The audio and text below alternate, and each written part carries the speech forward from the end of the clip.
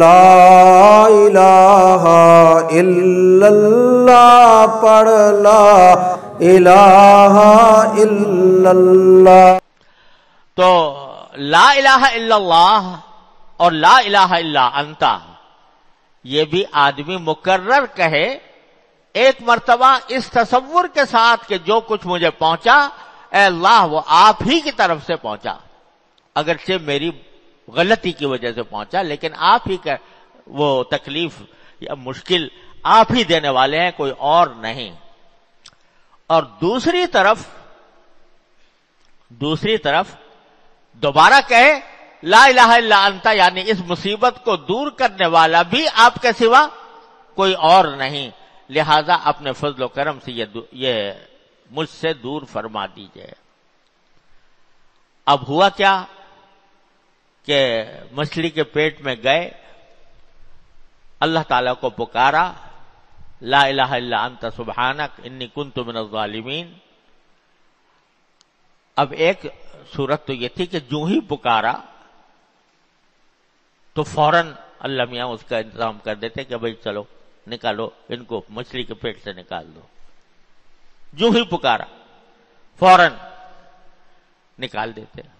نہیں نکالا، 1 گھنٹہ گزرا، 2 گھنٹے گزرے، 3 گھنٹے گزرے، 4 گھنٹے گزرے، پورا دن گزر گیا. وہ پکارتے رہے لا الہ الا انت سبحانک انی کنت من الظالمین، لیکن پورا دن گزر گیا نہیں نکالا. دوسرا دن گزر گیا نہیں نکالا. تیسرا دن جب گزرا تو پھر اللہ تعالیٰ نے ان کا نکالنے کا سامان پیدا فرما دیا، مچھلی کے پیٹ سے نکل گئے. مچھلی کے پیٹ سے نکل گئے. کیا مانا ہوئے کہ جب دعا مانگو اپنے پروردگار سے اور اس کی الوہیت کا اقرار کرو، اس کی مشیت پر رضامندی کا اظہار کرو اور اس سے کسی مصیبت سے چھٹکارے کی دعا کرو، تو ضروری نہیں کہ جو ہی تم نے دعا کی اور فوراً وہ کام ہو گیا. اللہ میاں کسی کے محکوم نہیں ہے. دعا ہے، یہ کوئی حکم نہیں ہے کہ ادھر دعا کی اور ادھر فوراً منظور ہو گئی اور فوراً وہ کام ہو گیا جو تم کہہ رہے ہو. حضرت یونس علیہ السلام کو کتنے عرصے رکھا؟ 3 دن.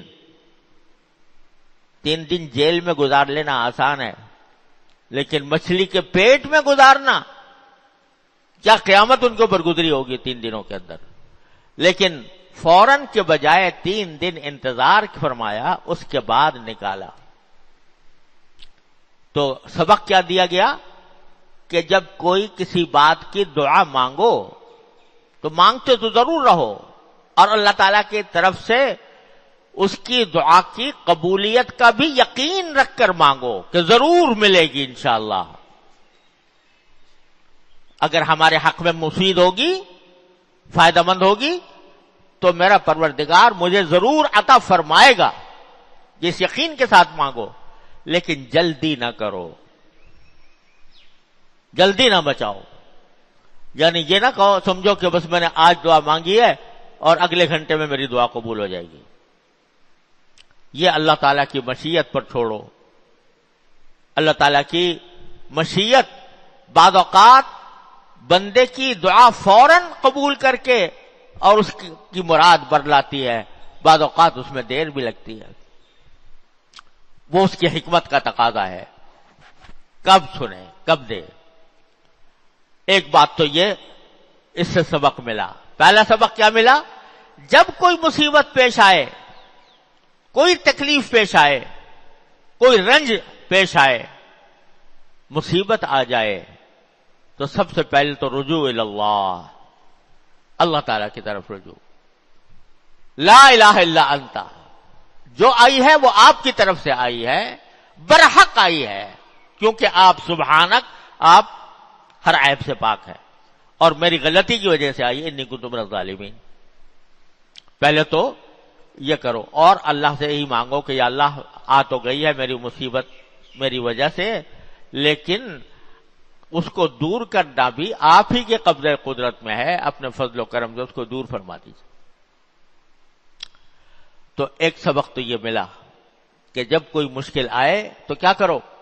رجوع اللہ، اللہ کی طرف رجوع، یا اللہ یہ میں اس مشکل میں ہوں، اور اپنی غلطیوں کا بھی اقرار۔ دیکھو کون کر رہا ہے غلطیوں کا؟ پیغمبر یونس علیہ السلام، جو پیغمبر ہیں یعنی گناہوں سے معصوم ہیں، ان سے گناہ سرزد نہیں ہوتا۔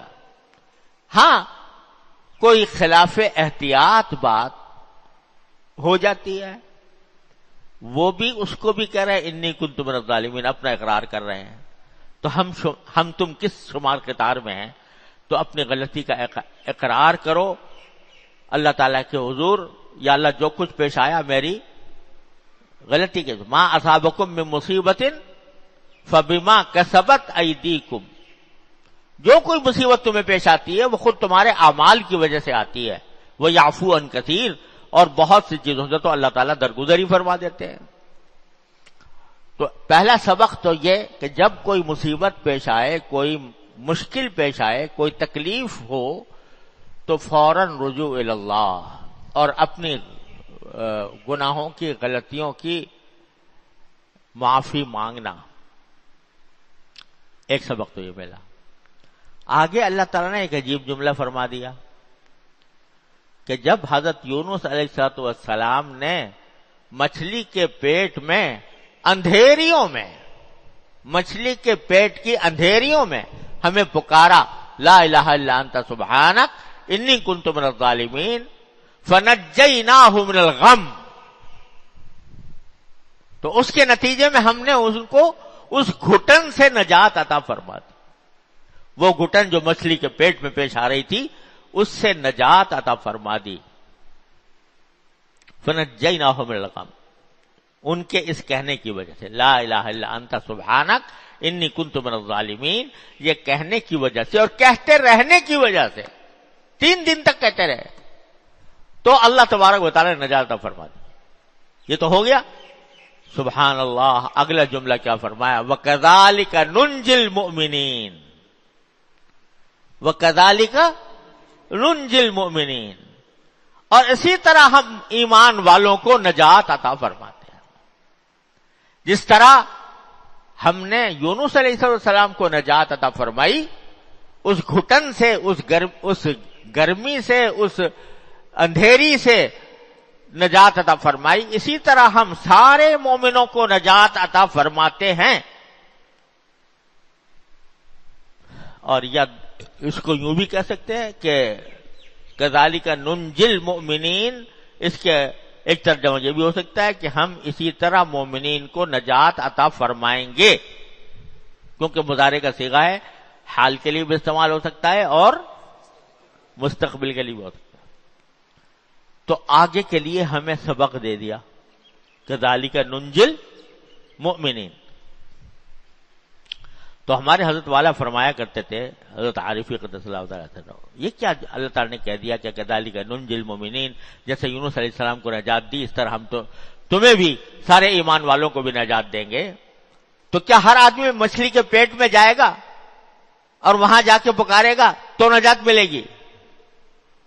وہ مچھلی میں کے پیٹ میں جانے کا واقعہ تو ایک ہو گیا، حضرت یونس علیہ السلام کے ساتھ ہو گیا، پھر سارے مومنوں کے لیے فرمایا جا رہا ہے کہ ان کو نجات دیں گے۔ کیا مانا؟ کہ جب کبھی تم ظلمات میں گر جاؤ، اندھیریوں میں گر جاؤ، اندھیروں میں گر جاؤ، تو وہی کام کرو جو یونس علیہ السلام نے مچھلی کی پیٹ کی اندھیروں میں کیا تھا۔ کیا کرو؟